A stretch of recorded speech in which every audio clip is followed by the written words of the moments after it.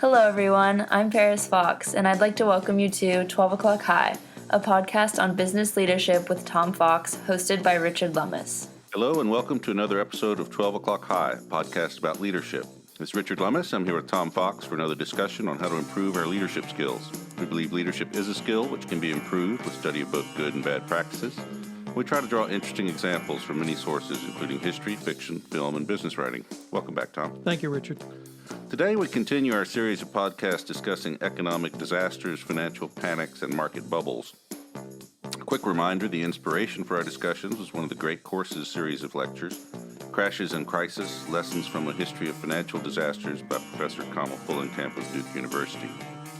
Today, we're going to discuss one of the earliest stock market bubbles, since at the time, both joint stock companies and stock markets were relatively new. It's normally called the South Sea Bubble. This one has a lot going on. Ignorance developed into fraud, a government that had spent itself into deficits it couldn't tax its way out of, easy credit that encouraged excessive risk-taking, price manipulation in the stock market with no transparency, government intervention mixed with private finance prompting bribery and corruption, and finally the collapse left everyone asking themselves, what was I thinking? The background was that governments had granted monopolies on trade to favored companies. Think about the East India Company, for example. One of these companies, the South Sea Company, had been granted a monopoly in 1711 on trade with Spain in the West Indies and South America. When Britain went to war with Spain in the War of Spanish Succession, that became worthless. So the South Sea Company took on another purpose, which was ridding the government of some of its unsecured debt by trading it for shares in the company. By 1714, the government debt in England had reached £48 million, which was a phenomenal amount compared to government revenues. Robert Harley, one of the founders of the South Sea Company, happened to be Chancellor of the Exchequer. As part of the 1714 treaty ending the War of Spanish Succession, the company was granted a trading concession by Spain. It subsequently turned out to be worthless for several reasons, but it was not known at the time. The rest of this summary is hugely simplified, as the manipulations and schemes involved are very complicated and intertwined. In 1711, £9 million in government debt was converted to shares of the South Sea Company. John Blunt, who was a former scrivener, lottery promoter, and part of a company called the Swordblade Bank, got on the board. When two directors of South Seas died in 1718, Blunt gained functional control of the board and was able to really turn this into a much bigger problem than it had been. In 1719, he offered to exchange another £31 million of government debt that would bear 5% interest. In exchange, South Sea would immediately kick back £7.5 million to the government. In order to pay for that, Blunt started selling vast numbers of shares for cash.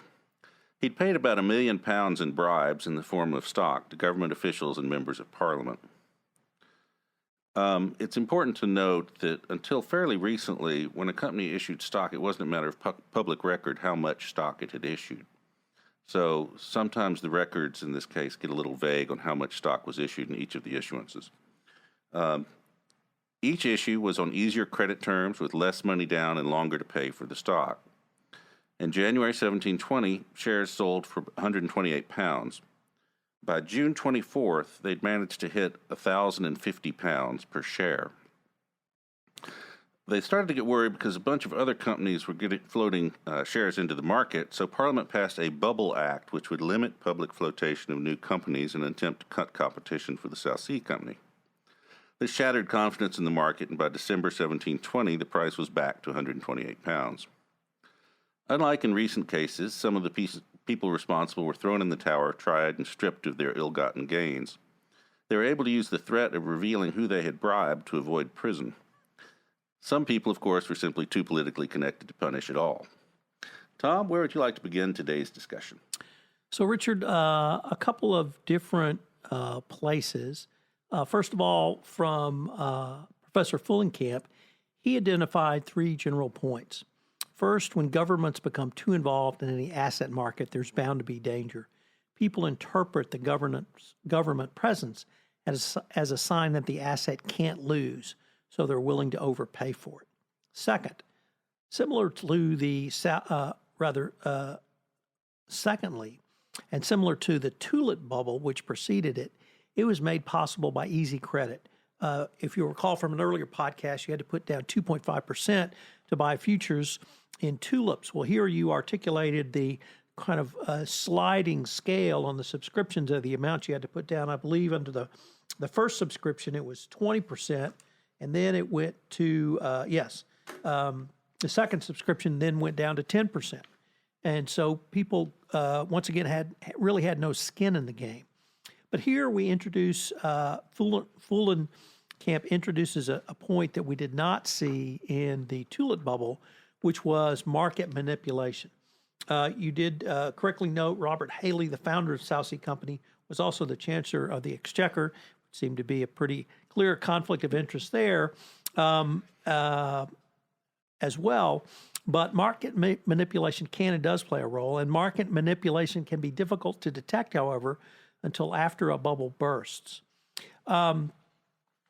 Two Federal Reserve Bank employees, James Naron and Richard Skee, I hope I didn't butcher that too badly, wrote in an article they found 4 factors.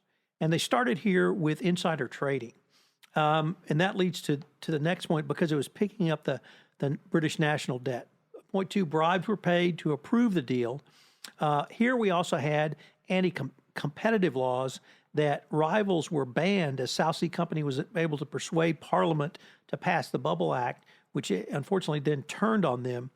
The other thing we saw here, and I guess you and I probably should not be surprised to see history's cycles repeating themselves, but repackaging worthless old debt for new investors, something akin to, quote, asset-backed securitization and collateralized debt obligations, not in 2008, but in 1720. And there you begin. They were just ahead of their time. They were, and here we saw some fairly significant financial engineering, one might call fraud, but you had no oversight, no regulatory oversight, no market oversight. And when you put all of these factors together, it struck me that you really had a series of factors which could not have really led to anywhere else. The conflict of interest, the thing that led to the debt incurred by the British national government was its war with France. And we're going to talk about in another podcast, the French national debt. But here we had both a winning and losing nation basically bankrupting themselves in a state of war from, I think, 1701 to 1714 in the War of Spanish Successions.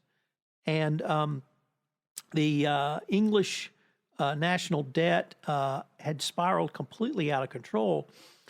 Yet what England did, also returning to the cycles of history, is they didn't collateralize their debt. They monetized their debt. And there may have been other nations that did that, but by guaranteeing their debt, they were able to extend out their debt. And you mentioned the figure of 48 million, and that was just a huge amount. And they had to do something because they couldn't make the interest payments on the debt. And that's where Harley, and the South Sea Company began the road of purchasing this debt and trading South Sea Company stock for that debt. The government part was guaranteeing that debt, it appeared that the South Sea stock was guaranteed. It was not, but it's easy to see how people misinterpreted that, particularly if you had outright fraud and manipulation by the people who then later monetized that purchased debt through the subscription process. So I hope that wasn't too complicated as I went through those steps, but it really struck me once again in this South Sea Bubble of 1720 affair, how any one of these, none of singularly of these steps could have caused the financial catastrophe that occurred. Yet it was a series of steps leading to the final problem. And the overlaid with the bribery corruption of Parliament members, which was financed by the purchase of the British national debt. So they self-financed their own bribes by selling the debt that they were sworn to try to pay off as the British government's representatives or the people's representatives to the British government, thereby enriching themselves. And then that led to the point which you touched upon at the end that we guffawed about somewhat, which was that although some people were thrown in the tower, nobody went to prison because the people who were involved in the fraud included those who had received the bribes, and those were the people judging them, i.e. Parliament. Well, and the other thing was the treasurer of the company had skipped the country with most of the incriminating records, Yes. which was also very helpful in allowing people to evade responsibility. The other thing that was interesting in one of our readings was that recently they've unearthed a number of pamphlets which, even prior to the breaking of the bubble, were recognized what was going on. And the article claims that this is a common feature, that people are in fact being warned, that there are people who see what's going on, but they're simply ignored in people's rush to profit. Yes, I read another article that phrased that. Let me see if I can find that article. Yes. In an article entitled 4 Lessons from the South Sea Bubble by Brett Arnedz on a blog site called Big Trends, he listed that as one of the lessons, and he had a much more turn of phrase, which he said, quote, "The fourth characteristic of a bubble is not simply that there are Jeremiahs warning people, but that people pay absolutely no attention to them whatsoever." And you're absolutely right. I think there were people who saw this. He also identified another factor that we just touched on a little bit, which was the following, that it was outsiders who were buying and insiders who were selling. Right. And that this, meaning the money, the huge amounts of money that came in were through the sale of these subscriptions. This was to the English public. This was not the insiders in Parliament. They were selling their stock because they had been able to get the early prices. So the other thing that I found interesting was in the original charter set up for South Sea Company, and in the first tranche, I believe in 1713, when they bought the first amount of debt before the huge amount in 1720 of 30 million, Parliament specified that they would set the par value of the stock, and so that it would be tied to, if not a rational basis, it was a set amount so that there would not be speculation. But amazingly enough, the company could issue its own stock and sell it for whatever it wanted. Right. So you had insiders getting this stock at very little or par value, which was very low, and then a speculative stock, no word about whether corporate governance was at 20-1 on the speculative stock or the insider stock. That's a lesson for another day probably. But that allowed the South Sea Company to really profit far beyond what I think even the parliamentary oversight would have expected. Yeah. One of the other things that struck me, my notes phrased it as that unlike tulips, this was a market bubble rather than an asset bubble, but I don't think that's quite correct. The South Seas Company had an asset, but it was government debt that bore interest at 5%. It did not have a functioning business other than that. And so what you had was an absolutely irrational valuation of its business and its income prospects, which were in fact quite fixed. That's not another cycle of history we've seen. Incidentally, the company didn't collapse. It continued into the 1850s before it was finally wound up, although it never found a viable market. Well, this one was just a fascinating case study, Richard. We, in this case, a little bit different from the tulip bubble. We had some actors appear who really did appear to be market manipulators and have intentional financial engineering in mind in some of the steps they took. We will certainly see some more of those later, some ill-intentioned, some perhaps not ill-intentioned, but got overwhelmed. So this one was also interesting. There did appear to be a financial penalty of some import to certainly British investors, but also the British economy from this case. Any thoughts on that? Yeah, it turned out to be far less damaging than it might have otherwise, because the transactions were essentially unwound. They did recover, I think, almost £2 million from the insiders who had profited, and were able to use that to reduce the losses. But so many people had bought so low that they'd really suffered no economic loss when it went back that low. The bubble had been so quick that some people had, of course, mortgaged their stock and spent it on houses and jewelry and so forth. But the vast majority had never realized any profit at any point, so they were really not damaged that much. So yeah, I think that's a good point for this one. And you're absolutely right. Blunt had been involved in a previous bank called the Sword Blade Bank, where it was a straightforward insider trading deal. So it's also amazing to me how sophisticated the market manipulation was, given the relatively primitive state of the economy at this point. We really see this case to me illustrated a lot of modern financial instruments, a lot of modern financial techniques, engineering that has gone on, both legal and illegal, over the years. Yeah, and as you say, it's quite a complicated series of transactions. There's a lot, again, to read on it, and most of it's a lot of fun.